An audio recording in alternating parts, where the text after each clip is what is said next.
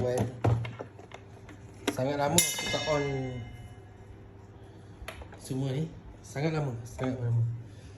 Very lama. So ni hari aku nak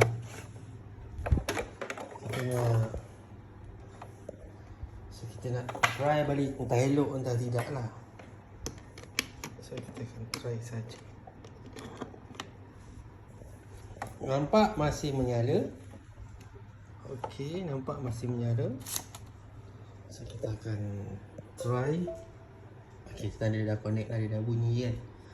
So apa yang aku pakai kat sini adalah aku pakai MIDI keyboard Imperial Alexa 49 Alexa.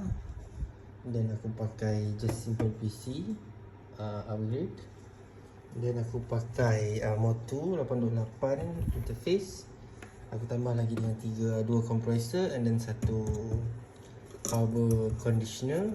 Power conditioner ni, kalau kau nak tahu kenapa aku pakai power conditioner ni, cek video aku nanti yang lain. Okay, and then ada mic gain lah.